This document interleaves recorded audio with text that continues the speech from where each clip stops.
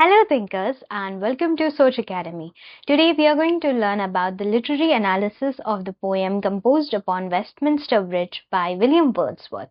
I have already made a video explaining the meaning and summary of this poem, so you can check it out.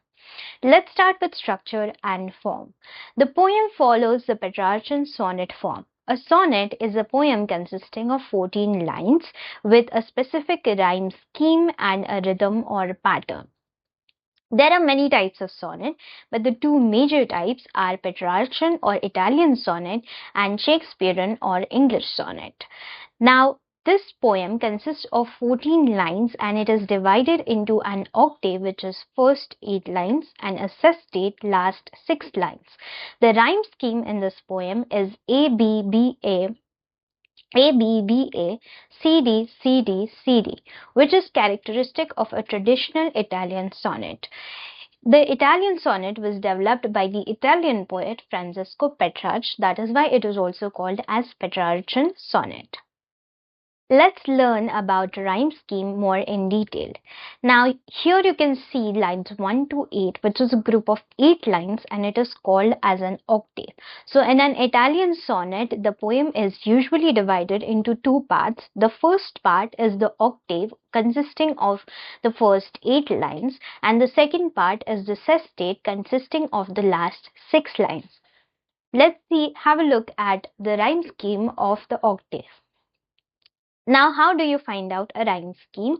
First, we have to highlight all the ending words of each line, and we have to see which word rhymes with which another word. Here you can see that fair, which is marked as A, it rhymes with where, bear, and air. So all of the rhyming words are marked as A. Fair, where, bear, and air. Then you can see that by is marked as B and it rhymes with majesty, lie, and sky. So all these words are marked as B. By, majesty, lie, and sky. Now here you will notice that by and majesty don't really rhyme. So they are a slant rhyme. Okay, it is a slant rhyme. Slant rhyme means that it is not a perfect rhyme, but it is still considered to be a rhyming word. So we have marked by, majesty, lie, and sky as B, which gives us the rhyme scheme of ABBA for this octave. If this is clear, let's move to the sestet. Lines 9 to 14, which is a sestet, which is a group of 6 lines. It has a rhyme scheme of CD, CD, and CD. Here we will repeat the same process. We will first highlight the ending word of each line and then see which word it rhymes with. Now the first word is steep, and we have marked it as C because it does not rhyme with any other word from the previous octave, which were marked as A or B. So it does not rhyme with any of the A words or the B words. So we have marked it as C. Now let's see which words rhyme with steep. Steep, deep, and asleep. So all these three words are marked C. Next is hill, which rhymes with will and still. So they are marked as D, which gives us the rhyme scheme of CD, CD, and CD. I hope this is clear to you. If you have more questions about rhyme scheme or if you want another video on this, please tell me in the comment section. Now let us look at the tone and mood of this poem. The poem expresses a tone of wonder and respect, showing how much Wordsworth admires what he sees. A tone is generally an underlying theme of the poem or the zone in which the speaker is during delivering the poem. So here Wordsworth is in wonder, as in awe, as in he is surprised because he did not expect to see such a beautiful and peaceful sight in the heart of the city London, and he admires it, he praises it, and that is why he has a sense of respect while writing this poem. So the tone of the poem is wonder and respect. The mood is calm and thoughtful, highlighting a rare moment of quiet in a busy city. A mood of a poem is typically the feelings of the speaker while delivering the poem or the feeling of the readers while reading the poem.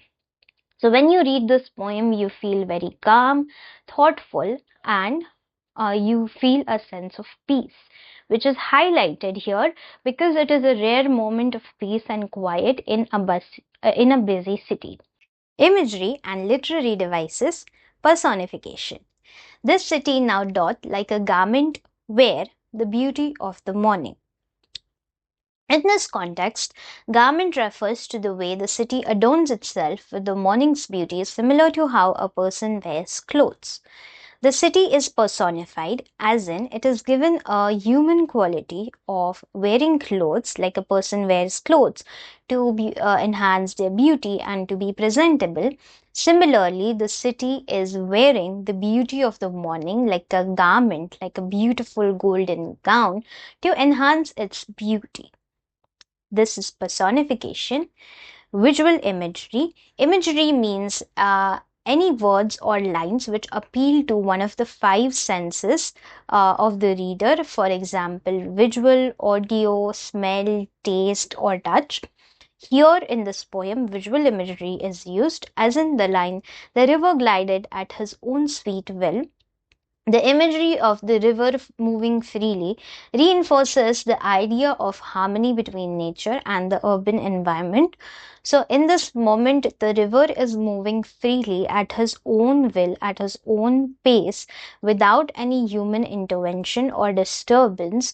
So, there is a moment of peace between nature and humans, or between nature and the urban environment. Hyperbole. Earth has not anything to show more fair. Wordsworth makes an exaggerated claim to highlight the unparalleled beauty of the moment, emphasizing his deep emotional response. Now, Wordsworth here makes an exaggerated statement. He says that there is nothing more beautiful on earth than this visual of the London city on the Westminster Bridge.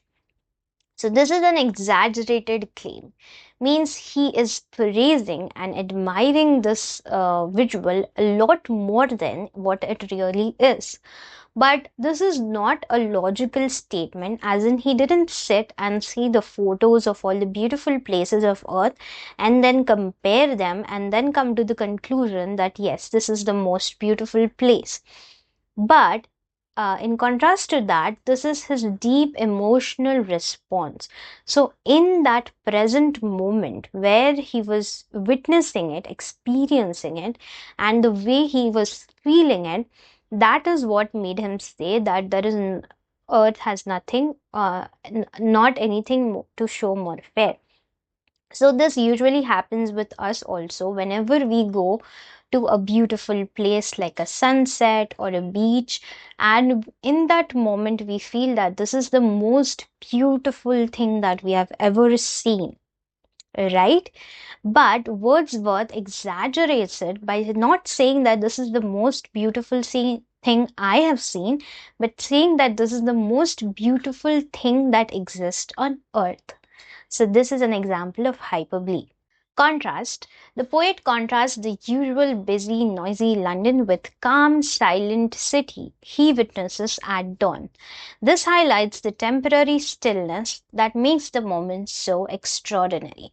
So, we have an image of London in our mind, and it is very busy and bustling. But that is in contrast to this poem, which paints a picture before our eyes of a very silent and peaceful, calm London city, right? So, this stillness is temporary, and it makes this moment so extraordinary that Wordsworth finds it worth to write a poem on this moment, on this experience.